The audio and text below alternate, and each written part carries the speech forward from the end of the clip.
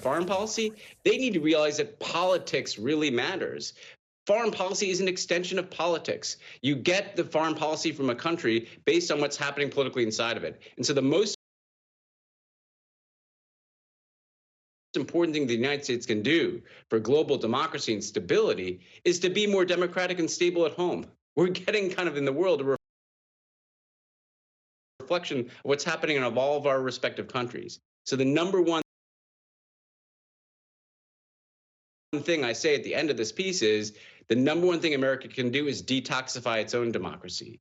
That's going to reverberate on the world more than any foreign policy could. You're 100% right. As I travel the world, and the same thing with you, all you hear about is people's concerns are greater about American stability than their own countries and their own politics. If we were just stable and we could just look like we had a reasonable future, that alone might add to global stability. What a great article. I really recommend everybody read it. It's a cover story in Foreign Affairs magazine. Ben, thanks very much for joining us. As always, pleasure to see you. Ben Rhodes joining us on, he's a former Deputy National Security Advisor to President Obama. He's the co-host of the remarkable Pod Save the World podcast and the author of After the Fall, The Rise of Authoritarianism in the World We've Made. Another hour of Velshi begins right now.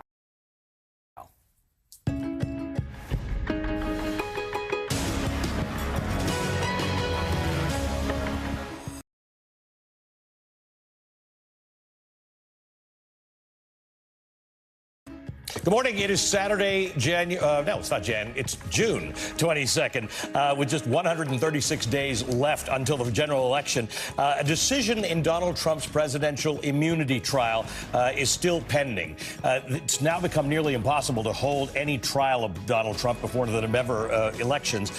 That's largely because the Supreme Court has slow-walked this case so much that it's run out the clock in the twice-impeached, recently convicted ex-president's most important criminal prosecution. The extended delay in Trump's federal election interference case could have been avoided, and that's why the Supreme Court's sluggish pace appears even more flagrant and egregious in hindsight. All the way back in December of 2023, Special Prosecutor Jack Smith skipped the appellate court and appealed the matter directly to the Supreme Court. He asked the justices to rule quickly on whether Donald Trump is immune from criminal prosecution, but they denied Smith's request at the time, and they sent the case back to the federal appeals court. It took a couple of months for the issue to reach the Supreme Court again, and the justices finally agreed in late February to take up Trump's outlandish claim of absolute presidential immunity. 115 days have since passed since the justices initially agreed to hear the case. It's going to be at least several more days until we get a decision. The earliest we could get it is next Wednesday. If or when that case is passed back down to District Judge Tanya Chutkan, she's going to be faced with a tremendous dilemma that no other judge in this country has ever had to consider before. Whether the criminal trial of a former president and leading presidential candidate can take place so close to an election. And at this point, it appears unlikely that Chutkan or any judge anywhere in the country would find it wise to proceed with a trial in this politically charged case right before November. Chutkan has also previously said that if she regains control of the case, she would be inclined to give both sides 3 months to prepare for the trial. Now, think about that. With Election Day just 4.5 months away, that wouldn't leave much room for an actual trial to happen before the election begins. And that's a shame. The Supreme Court's failure to act expeditiously in this case, a case that's in the public's utmost interest, is a complete disservice to the American electorate. The public has a right to see this trial go ahead, including the fact that we're facing a critical election in which the defendant, who's accused of trying to overturn the results of the last election, is a leading candidate. Chief Justice Warren Burger acknowledged this back in 1974 when the High Court took up the United States v. Nixon for immediate review. It completely skipped the federal appeals court altogether. And in his opinion for the court, Chief Justice Warren Burger explained the reason the justices took up the case was, quote, because of the public importance of the issues presented and the need for their prompt resolution. In that instance, it took the court only 16 days after oral arguments to issue a decision, finding that the then president, Richard Nixon, had to comply with a subpoena and had to turn over tapes to the Watergate special prosecutor. Even the current Supreme Court has proved that when needed, it can move much faster on urgent matters. Earlier this year, it took the justices only 25 days after oral arguments to decide that Donald Trump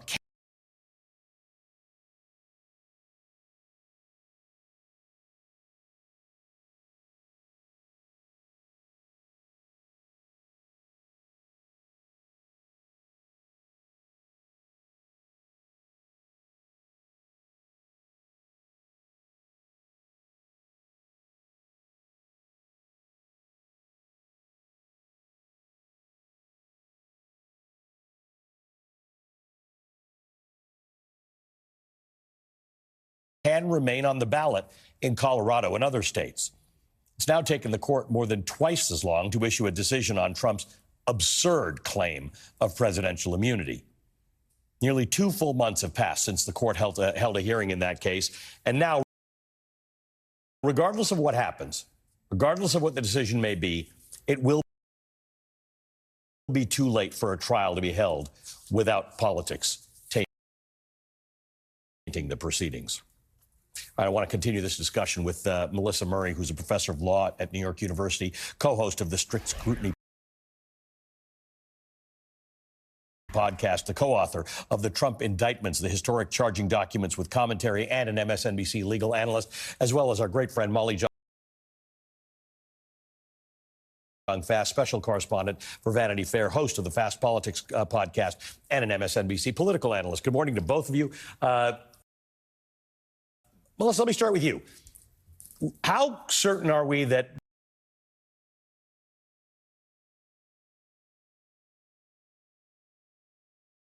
Donald Trump, one way or the other, has succeeded in running out the clock on criminal prosecutions related to the overturning of the election? I bet that he's pretty successful and pretty happy with the way things have turned out. Neil Gorsuch said at the oral argument on April 25th that this court planned to write a decision for the ages, and they've certainly taken ages to do so. We're still waiting on that opinion. By the time we do get that opinion, whatever it says, Ali, it will be academic. It'll be something that I teach in my constitutional law class next year. But as a practical matter, it won't have anything to do with Donald Trump and the question here, whether he is immune from criminal liability for this particular case, because for all intents and purposes, this court has effectively immunized him through its delay from getting to trial on this question and having the American people, through a jury of their peers, make that determination whether a presidential candidate as president tried to evade the results of a validly conducted election. So, in fact, for Molly, for people who would find that very frustrating, and I'm sure there are lots of them around the country, it's only dawning on them now that this game might be over. The only solution, then, is to ensure that Donald Trump doesn't get reelected for a second term, because that will put nails in all coffins related to holding Donald Trump further accountable. Yeah, I mean, what I think is so interesting when you look at the Nixon case, right, is we see how partisan this Supreme Court has become, right? Because the delay is the win, right? The time is the win. The not having the trial before the election is the win for Donald Trump. And remember, Donald Trump's lawyers didn't think they were going to get immunity for SEAL Team 6. That was never the goal. The goal was just to slow the cases. And that's why he spent $100 million of taxpayer money on lawyers, to slow the cases. And we've seen that there was one criminal case. It's moved voters, right? At least independents. And so you really do see the delay is the goal. Melissa, we don't know, and we may never know why the court is taking so long. What's your sense of it? It could be, I mean, the mechanics of the court are such that it could be one justice who's writing a dissent or a concurrence. It could be that they're really having trouble finding some common, even narrow decision to come to. The problem, of course, is given the criticism that we've seen the court face recently, nobody's giving them the benefit of the doubt.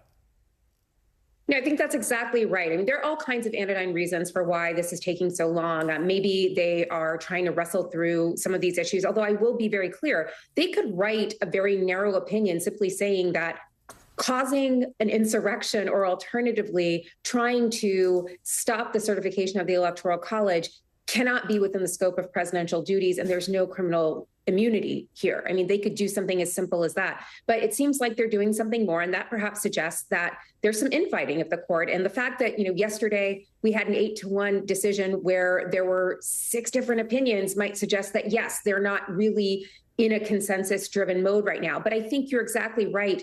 All of the other things that have come out about this court suggest that maybe we ought not give them the benefit of the doubt. There are 2 justices on this court, Clarence Thomas and Samuel Alito, who are in their 70s. And we know that they would prefer to retire under a Trump presidency as opposed to a Biden presidency. And so if we're being really cynical, perhaps that plays into it as well.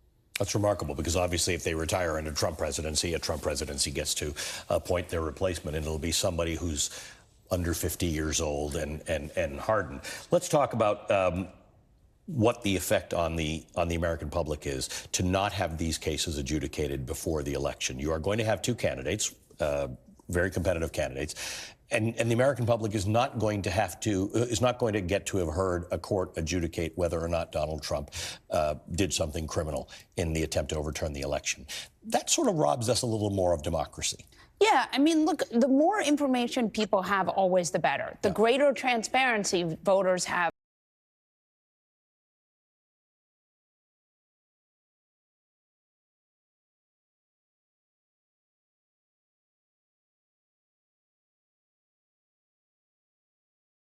Always the better. I mean, this is norms crushing stuff. I mean, when you re-listen to the oral arguments of, of this case, they have no precedent. Like, the closest is Nixon, and Nixon resigned. Like, this is just so unusual and shocking.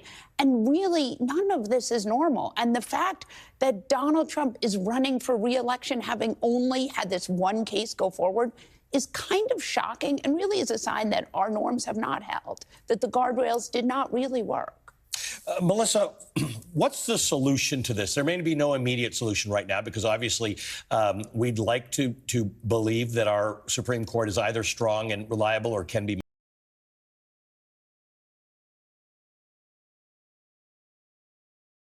made strong and reliable. What's your best sense of what happens after this? If Joe Biden wins re-election, does he need to take more seriously reforms to the court? Well, I think that's always been something that people have been pushing Joe Biden to do. I mean, first, to run on the court to make clear that he actually has had a really good record of domestic progress. He has had student loan relief. He's achieved that. And those wins for borrowers got eviscerated by this court. So there have always been those of us who have insisted that the administration should be running on the court as an impediment to its domestic progress. But I think even more serious steps might be taken going forward. I'm thinking seriously about court reform, whether that is term limits or something more extreme. But this is a court that is kind of off the rails, and that needs to be taken into account as well. Thanks to both of you this morning. I appreciate it. Melissa Murray is a professor of law at NYU, the co-host of the Strict Scrutiny podcast, and the co-author of the Trump Indictments, the historic charging documents with commentary. Molly Jong-Fast is a special correspondent with Vanity Fair, host of the Fast Politics podcast, and an MSNBC political analyst. Velshie's back in a minute.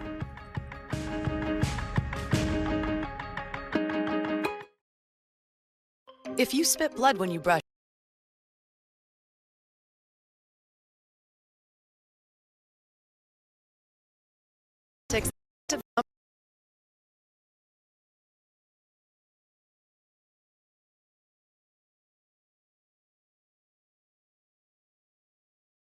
You never know when a breakdown can strike, and you need coverage that you can count on.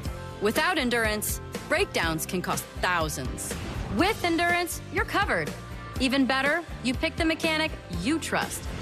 Endurance covers nearly every car on the road, up to 20 years old. They cover a ton on the car. So, who's going to pay for your next car repair? You or Endurance? Act now for $300 off any plan.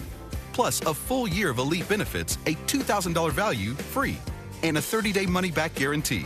Call 1-855-629-0641 now for a free quote. Power outages due to outdated grids and volatile weather conditions are leaving homes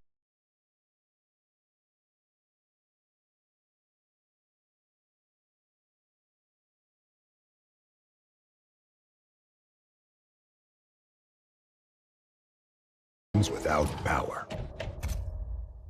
But not yours. You took control. You took.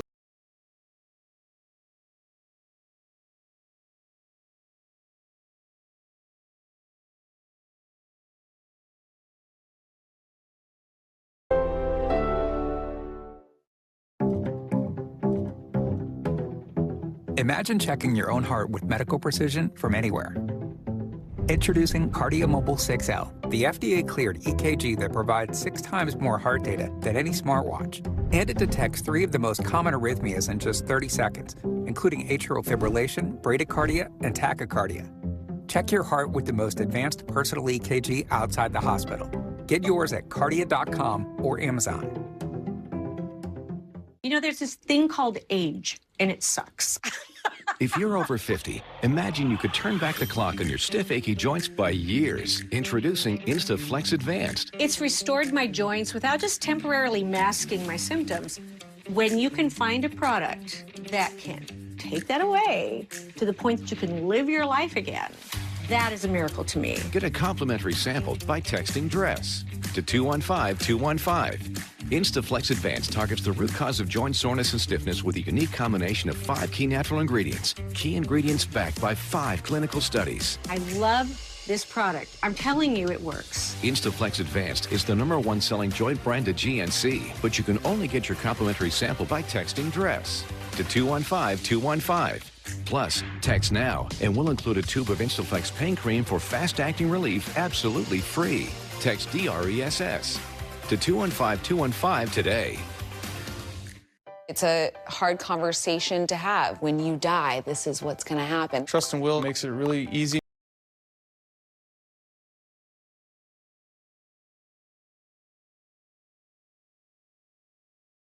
And succinct for people to go out there, create their estate plan. It's such an important thing to have. The things and the people that you care about are taken care of. Create your estate plan at trustandwill.com. At Grainger, we know dealing with the unexpected is part of your job description, and we're here to help with professional-grade supplies, plus same-day pickup and next-day delivery on most orders. Call, click Grainger.com, or just stop by. Grainger, for the ones who get it done.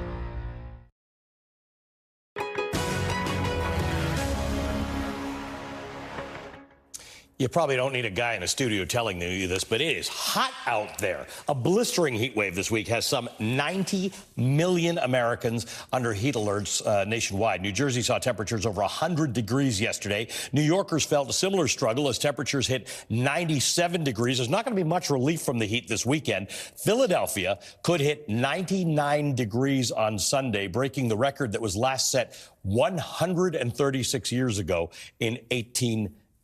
Joining me now from Philadelphia is NBC's George Solis.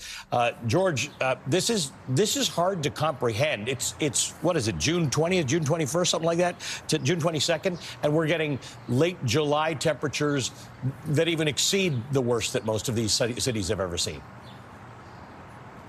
Yeah, that's right, Ali. When you consider that June was fairly mild by some standards, it's been really hard for people to acclimate to this heat so quickly. And that's really part of the danger here when these temperatures have been sort of blanketing us in this heat dome over the last several days. It's not just what the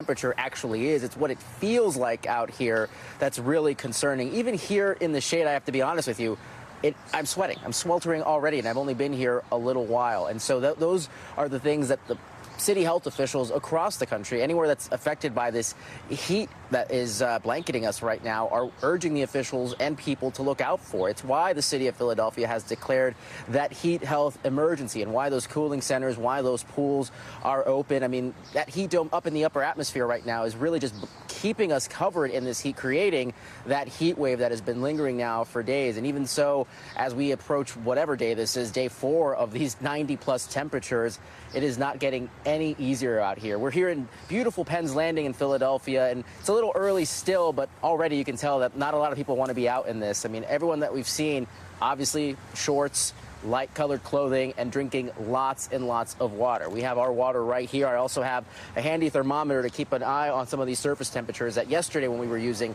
easily exceed 100 degrees. And that's also something to keep in mind when walking your pets on some of these concrete and asphalt surfaces. You know, it's something that people forget about quite frequently. So we are going to do our part to stay cool. And of course, again, the city of Philadelphia urging people to check on the pets, check on the elderly. Pregnant women also need to obviously take precautions with being out here for a prolonged period of time. But make no mistake, right now we are making sure, I know we've been hearing anecdotally that some of our ERs are actually starting to get inundated with people who are suffering from some of those symptoms of heat exhaustion, heat stroke, hypothermia, all things to take very, very seriously when the heat lasts this long. So we're really hoping this wraps up soon, but unfortunately, as you mentioned, we're looking to break a record, so that relief nowhere in sight just yet. Yeah, and a lot of these places, we have to remember, not everybody's got air conditioning at home. You know, not everybody has somewhere to go to where there's air conditioning. There are people going to have to sleep through this, and it gets really, really, you know, nobody wants to make an emergency out of it, but you can get overcome by this kind of heat very quickly. George, stay safe, stay as cool as you can. We appreciate you joining us. George Solis for us in Philadelphia. All right, so we got more extreme weather. We have less funding for disaster relief, and we've got what looks like an almost total surrender coming up to the oil industry. That is, of course, if Project 2025 gets its way and Donald Trump is reelected as president. What Project 2025 has to do with your future, your climate, and your world when we come back.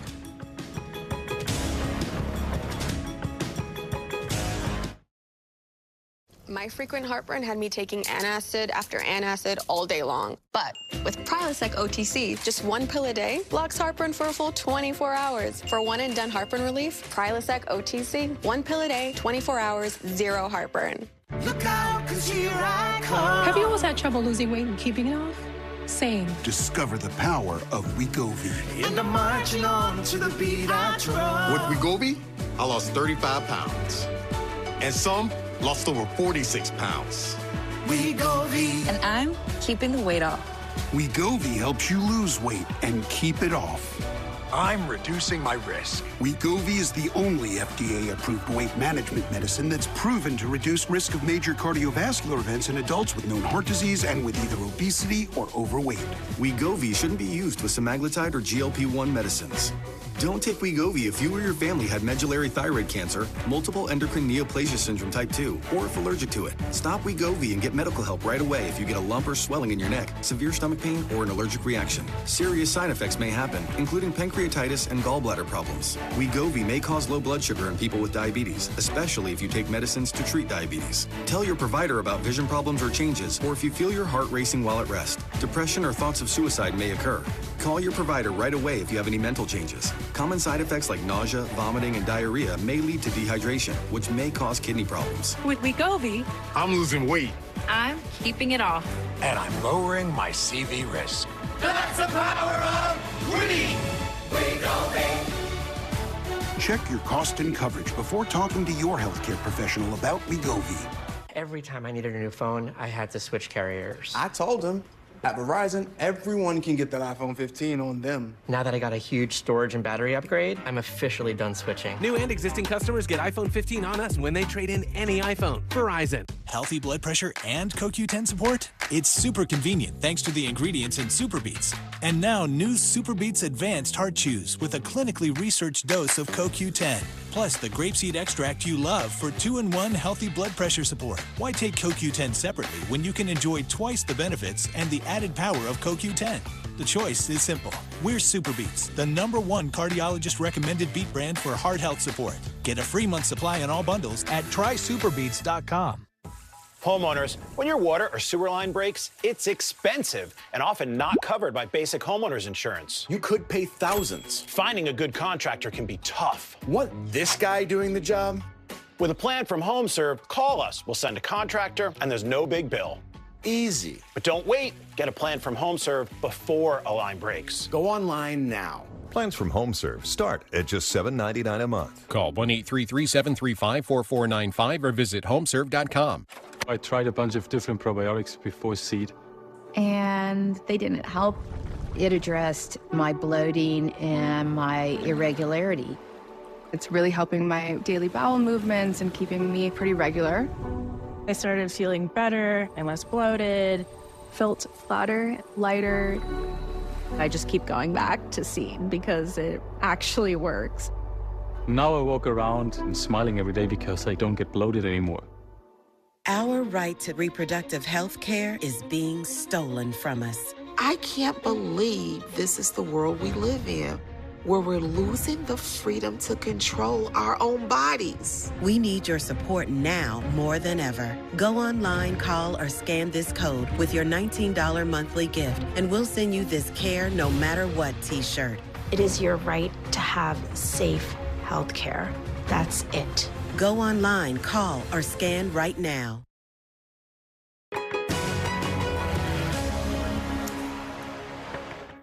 We, all of us, the American people, citizens of the world, we're witnessing the destruction of our planet in real time. It's a sobering reality underscored by the headline after headline announcing yet another record-breaking extreme weather event.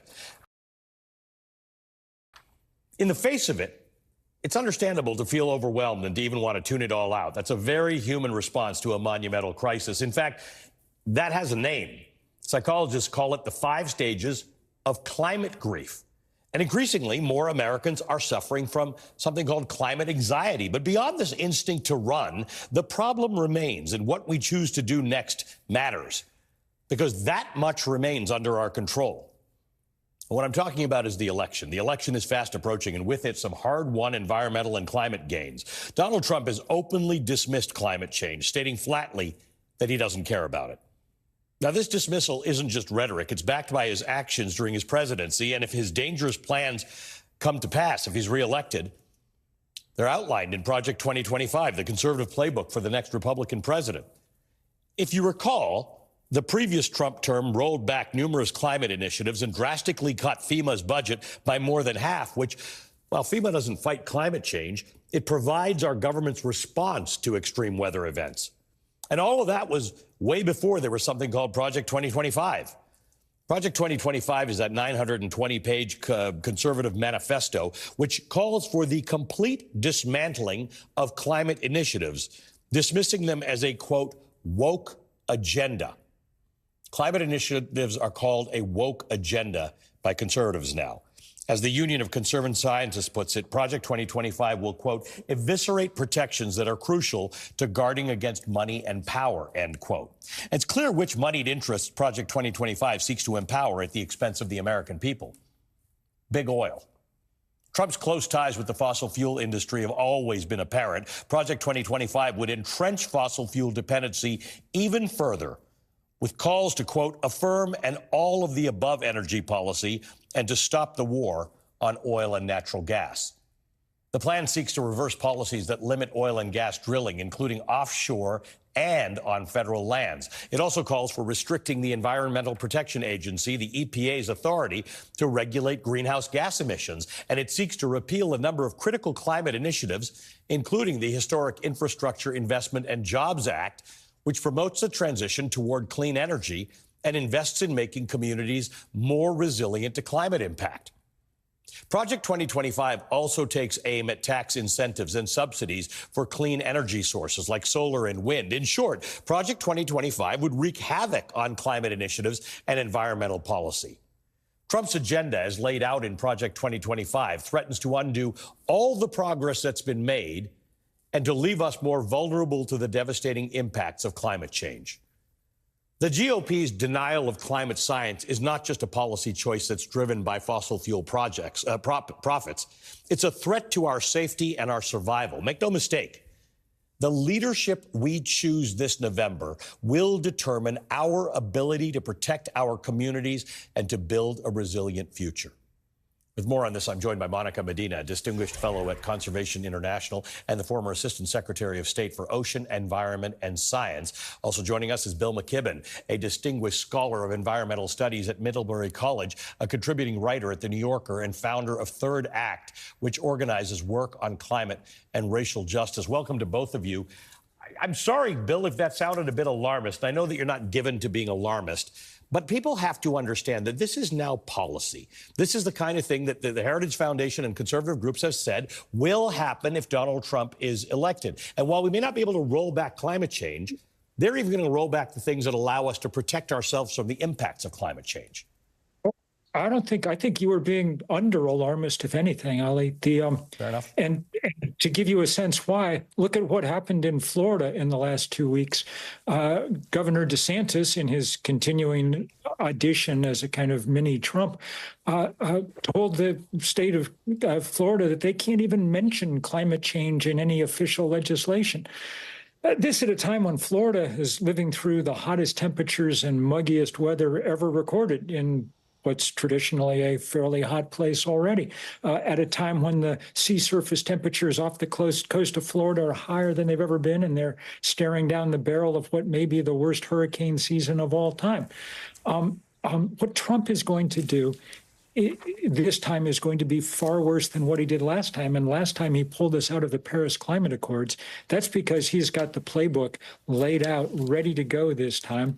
And I'll tell you what the kind of final frosting on the cake is. He wants to defund the National Oceanic and Atmospheric Administration, who are the people who maintain the thermometers that tell us how hot it is. I think in his world, if we don't know, then we won't have to talk about it.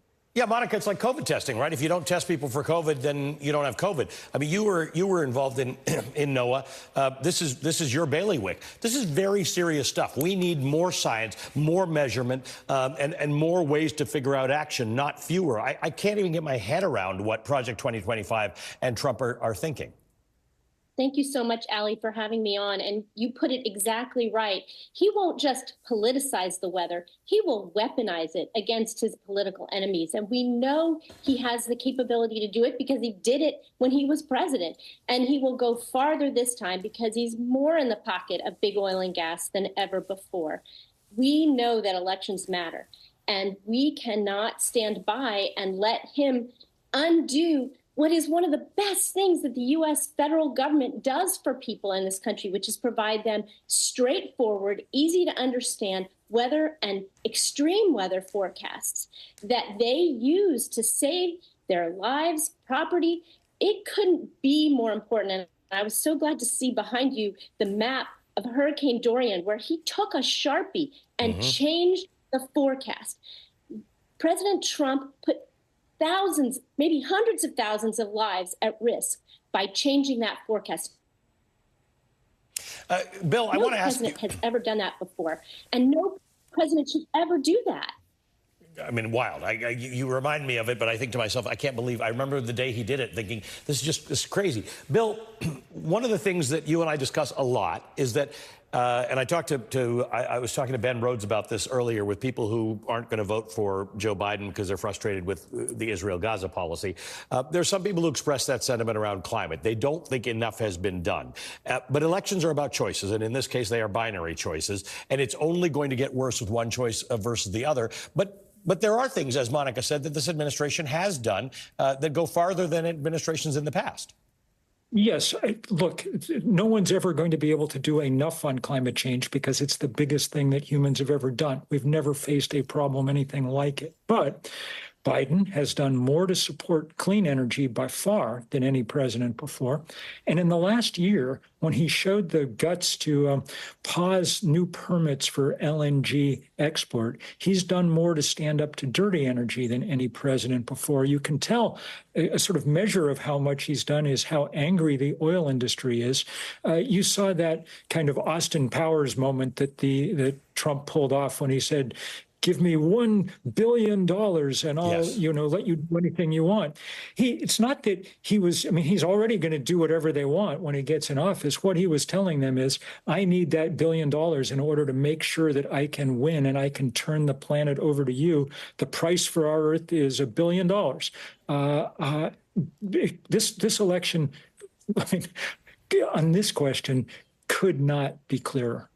Monica, what does Joe Biden and team need to do to get this across to people who are not as well read in as you and Bill are about the consequences here? What's the way to express in simple terms what this administration has done and what it's going to do in the future? And is that better than comparing it to Donald Trump and what he'll do? How would you think about the messaging on this? Well, I think the messaging is really vital, and to talk about it in terms of the extreme weather events that people are experiencing today. President Biden and the Biden administration has improved heat forecasts. The amount of information you have, your network has, the kind of down to the neighborhood information that we have is better because of President Biden's investment in those weather forecasts. We're planting trees in cities so that we can shade ourselves, literally use nature to help protect ourselves. They're using the infrastructure bill and the IRA to make huge changes along coastlines so that places like Miami that were inundated with water this last couple of weeks are taking it. They're able to absorb it much better. I think the messaging has to be clear that this is a choice in this election, and President Biden is protecting families, protecting the most vulnerable. I loved the fact that you talked about pregnant women in the report before this. The reporter called that out. You know, we think about women and their bodies and the right to choose. Pregnant women are some of the most vulnerable people. He's protecting workers. So we need to get that message out to the labor unions so that they know that President Biden is on their side. He's not going to throw paper towels at them or withhold aid to the states that he doesn't like President Trump did. He's taking these issues seriously and taking action. We've done more than any other administration in the past, not only on climate, but on extreme weather and on preparing ourselves for the kinds of storms, floods, fires that we've seen, and we're going to continue to see. Hey, Bill, what do people do who are experiencing psychological impacts of climate change? You've written extensively about this. What's your best advice to people who feel this, like many other topics we deal with, are overwhelming and too big for them? Yeah, I think in many ways this is the one that most overwhelms people. And we've got a whole field now of psychology called climate grief and climate anxiety. And it's very real for very obvious reasons. And it doesn't help when you can't go to sleep at night because it's 80 degrees in your apartment. Then you lie awake thinking about things, or at least I do. But the best antidote for despair is action. And in an even-numbered year in America, the most leveraged action you can take is get out there and try and influence the outcome of this election. That's why we've got tens of thousands of volunteers at Third Act, people over 60 who are phone banking, knocking on doors, doing everything they can to make sure that this threat to our climate, as well as our democracy, is turned away in November. I'm grateful to both of you for really underscoring how crucial this matter is to us. It's existential. It really is. Thanks, Monica. Monica Medina is a distinguished fellow at Conservation International. Bill McKibben is a distinguished scholar of environmental studies at Middlebury College. All right, still ahead, the Velshi Band Book Club feature today is Heavy, an American memoir. It's one of the most honest and provocative books I've read all year. You don't want to miss my conversation with the award-winning author, Kiese Lehman.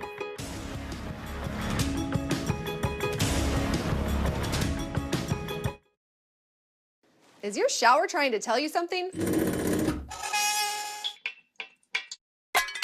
It's time to love your shower again with Jacuzzi Bath Remodel. You can get a beautiful new bath or shower installed in one day.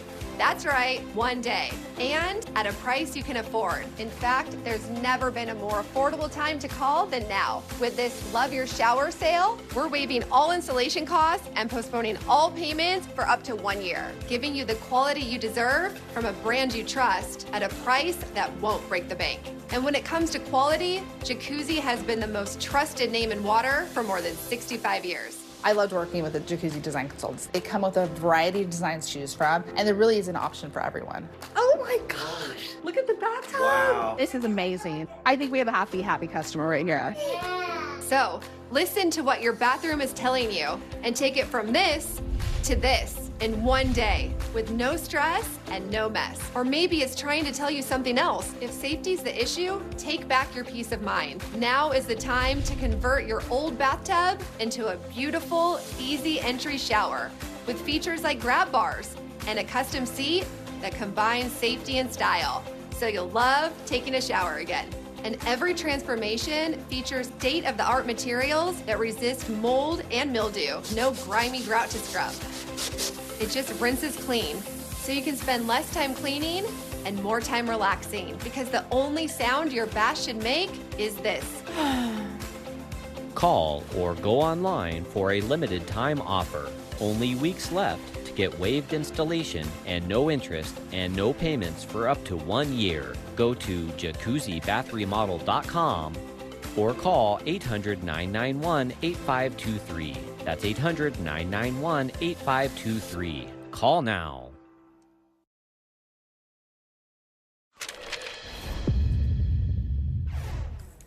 We've covered many powerful works of literature on the Velshi Band Book Club. Some of them are indisputable classics, like William Shakespeare's The Tempest. Others are genre-defining, like Toni Morrison's Beloved, while some are cultural touchstones, like Margaret Atwood's The Handmaid's Tale. They all have this way of changing society with their words and their ideas. Well, today's Velshi Band Book Club feature, Heavy, an American Memoir by Kiese Lehman, is one such book. I don't know how you could close this book's covers and remain unchanged. It's written in the second person, directly addressing his mother. Heavy chronicles Lehman's life from his boyhood in poverty-stricken Jackson, Mississippi, to adulthood spent on prestigious college campuses. The award-winning Heavy is at once a coming-of-age story and a searing condemnation of the racism and misogyny that perforate the fabric of this country. It's also a masterclass in memoir. Lehman's ability to convey the tender, the painful, traumatic, and healing experiences of life with such unyielding honesty is, simply put, remarkable. Lehman's complex family dynamics are central to his story, particularly with his mother and his grandmother. Lehman's mother is a highly educated political scientist with a singular focus on raising her son to be academically successful.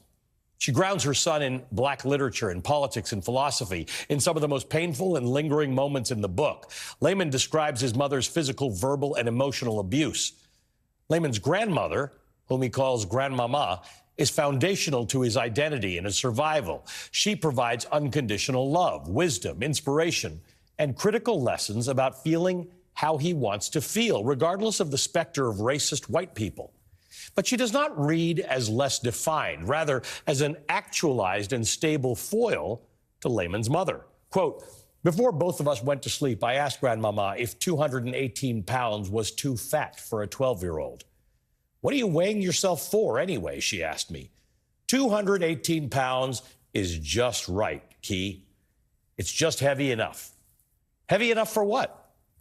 Heavy enough for everything you need to be heavy enough for. I loved sleeping with Grandmama because that was the only place in the world I slept all the way through the night, end quote. Every memory Lehman recounts to the reader is punctuated by his feelings toward his body. As a child, we watch as Lehman consumes food as a means of comfort, and then as an adult, restricts food as a means of control. Lehman's frank and honest depiction of his lifelong struggle with disordered eating is nothing short of radical. It's also some of the best writing in the book, but outside of the literal, Lehman's disordered eating is a metaphor, existential and political.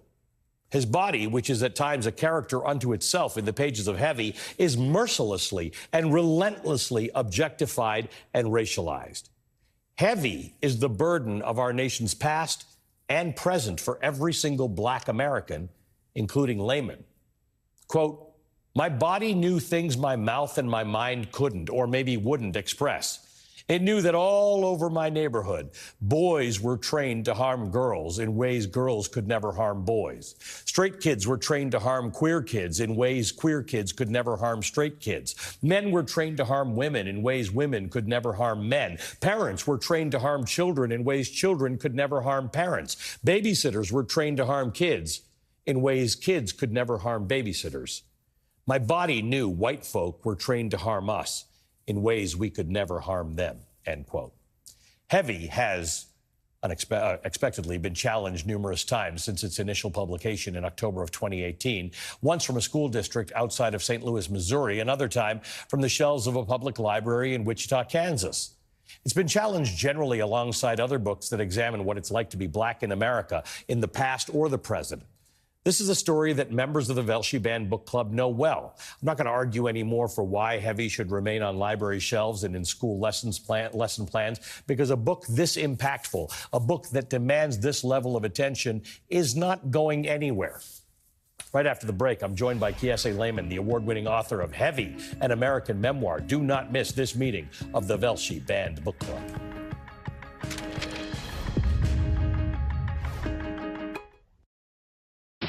outages can be unpredictable, inconvenient, and disruptive to your life, posing a real threat to your family's comfort and safety. When the power goes out, you have no lights, no refrigeration, no heating or air conditioning. The winds are not letting up at all here. We're going to see some power outages. The number one thing to prepare for is extended power outages. Are you prepared? You can be with a Generac home standby generator. When a power outage occurs, your Generac home standby generator automatically powers up using your home's existing natural gas or propane, so your life goes on without disruption. You and your family are comfortable, safe, and secure. Stay tuned to get over a $500 value free on the most popular home standby generator in the world. With the Generac, we don't have to worry about whether we lose power or not. If the utility company does not come through, our Generac does. Having a Generac takes a lot of the anxiety out of there's going to be a storm. After the hurricane happened, we just want to be prepared for anything. Generac generators are designed, engineered, and built in the USA. 8 out of 10 home generators are Generac and have thousands of satisfied customers. How many times have you heard people say, I never want to go through that again? Well, the next time that you go through it, don't make it so hard on yourself. Have a Generac home standby generator. Call or go online now to request your free quote with one of Generac's nationwide dealers. Special financing and low monthly payment options are available. And if you call now, you will also receive a free 5-year warranty valued at over $500. The call is free, the quote is free, and there's no obligation to buy. Call or go online now so the next time there's a power outage, your home powers up. Power your life with Generac. Call or go online to request your free quote today.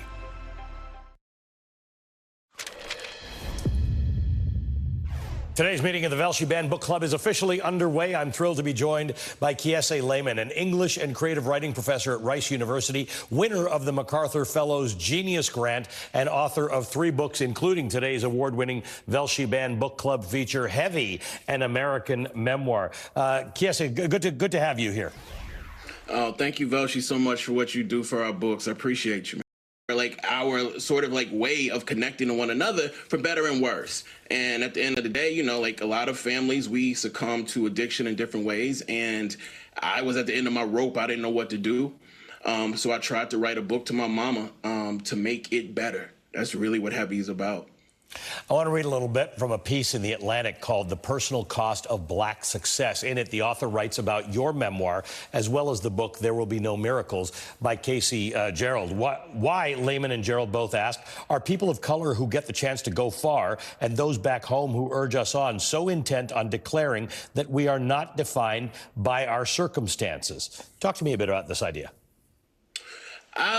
That's a great idea. You know, and one of the things I wanted to do in Heavy was talk about these quote unquote circumstances. Like I was raised by someone who taught me to look at the world and have a critical view of the way the nation, the state, and the world was impacting all of our decisions. I think in some ways easy for somebody like me who grew up with the mother I did to look at the world, look at anti-racism, look at anti-whiteness, look at anti-blackness, look at all these other quote unquote things that they tell us exist and not think about the ways those things locate and the relationship with the body and the relationship with the people closest to us. And for me, you know, my mother was someone who grew up post-civil rights, really wanted me to represent the best of what she considered to be respectable blackness. I wanted to represent that too, but I also wanted to be free. And I think Heavy is an attempt at exploring, I think, that really thin line between freedom and respectability, particularly for black folks living in the Deep South. You write about sexual violence against women, particularly young black women, from the very beginning of Heavy. You write, I was taught by big boys who were taught by big boys who were taught by big boys that black girls would be okay no matter what we did to them. What do you mean by that?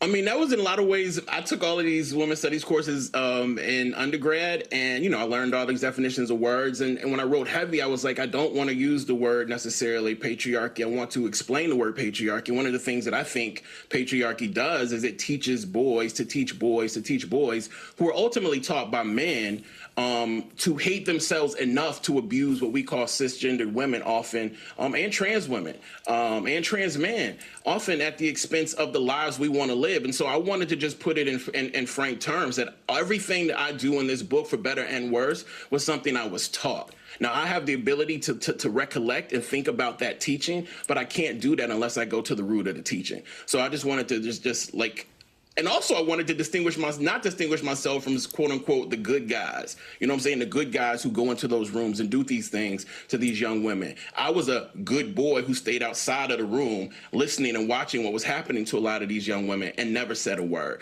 So I just think implication is really crucial to some of the work we're also trying to pull off in Heavy.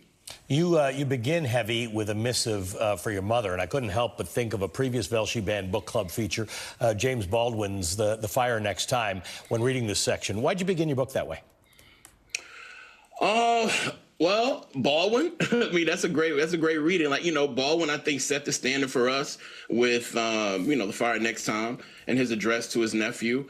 I didn't want to make this a letter to my mother. I think a letter is very different than a book written to my mother. I wanted to write a book, but I wanted to set the terms for the reader and my mother abundantly clear from the beginning. You know what I mean? This is a book about a child who loves their mother, like, endlessly. But there was a point in my life where I do not think I loved my mother. And I would argue that she did not love me. And I think that had everything to do with us and everything to do with the nation and the state, Mississippi, that we lived in. And I just wanted to, like, address my mother directly from the beginning, as a friend, as an elder, as a teacher, before I let everybody get into what Heavy was really going to do in the next subsequent chapters.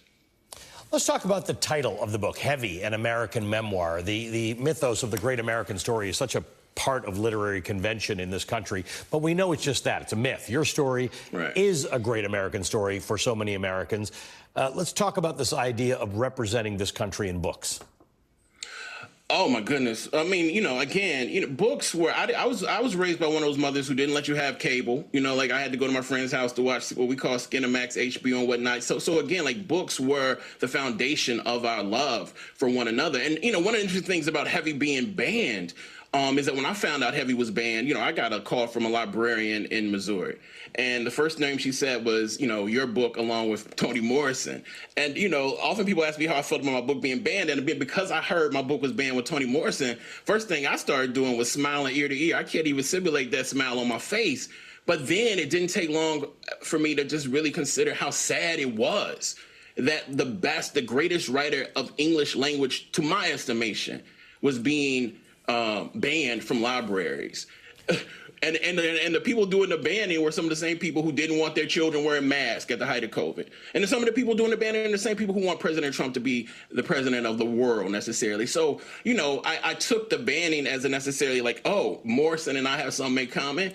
And then it just sat in because the book is about books. The book is about what books and the lack of books actually did to and for me as a young person. So banning a book about books is what they call nasty work, I would say. It's nasty work, and it is a badge of honor. You're right, because now your work is in a corpus of some very famous people. But it is the aspect that some kid doesn't get to read this that's really important, right? This is the point. Absolutely. That we have a sense that, you know, I can buy the book. Lots of people will buy it today after seeing you on the Velshi Band Book Club. There's no question about that. You'll track your sales. They'll go up. But that doesn't answer the question about, is there somebody who needs to read your book who doesn't get access to it? Absolutely. And this is why I'm so thankful for the work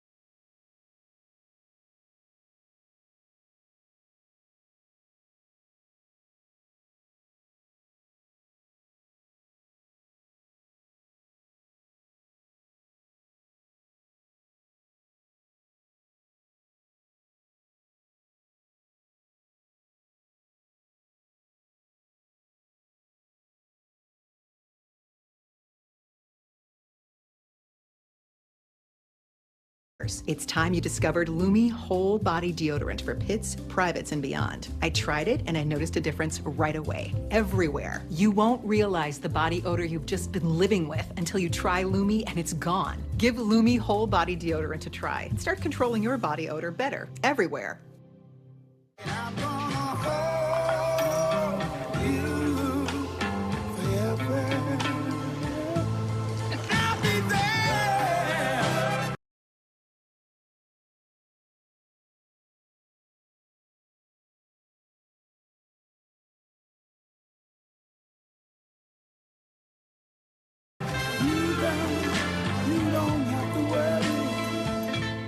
Oh, what a good time we will have. You can make it happen, girl. Try dietary supplements from Voltaren for healthy joints. Why use 10 buckets of water when you can use one fire extinguisher?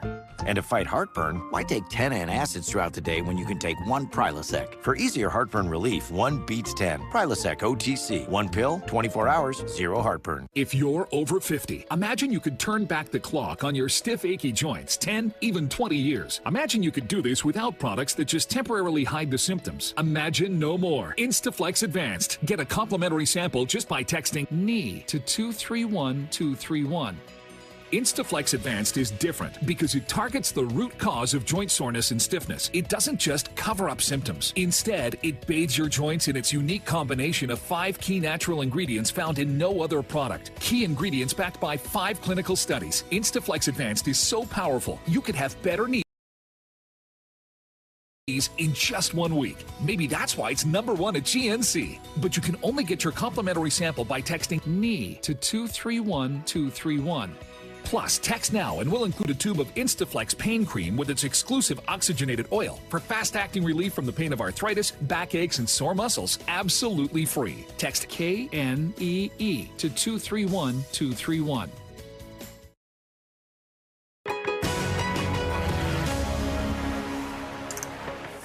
Hey, before we go, a quick note for those of you in Toronto. I'm heading back on Monday for a conversation with the legendary journalist and news broadcaster Peter Mansbridge about my new book, Small Acts of Courage, A Legacy of Endurance and the Fight for Democracy. We'll be at the Indigo Bookstore on Wellington Street. You will need to register to attend, but I hope we get a chance to meet in person when I'm in my hometown. That does it for me. Thanks for watching. Catch me back here tomorrow morning from 10 a.m. to noon Eastern. Don't forget, Velshi's available as a podcast. Follow and listen for free wherever you get your podcasts. And you can also catch the Velshi content on YouTube. Head to msnbc.com/alley. Stay where you are.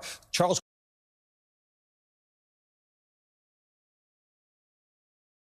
Coleman picks up our coverage on the Katie Phang Show, and it starts right now.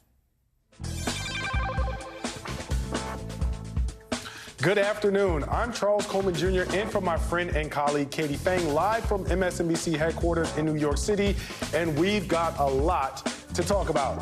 Here's the week that was. Let's start in Florida, where Judge Aileen Cannon held a hearing yesterday. Let's start in Florida, where Judge Aileen Cannon held a hearing yesterday over Donald Trump's motion to dismiss his classified documents case.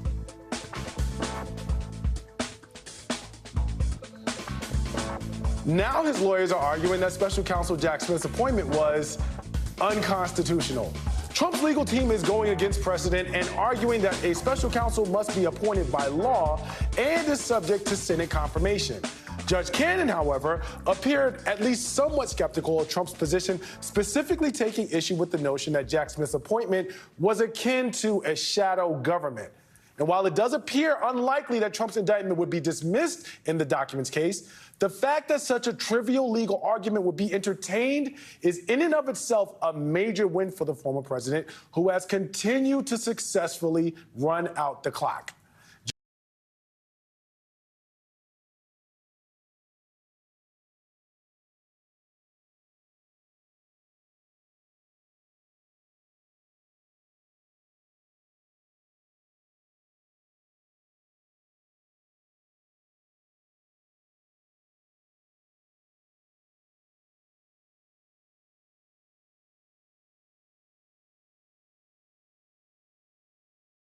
Joining me now for a roundup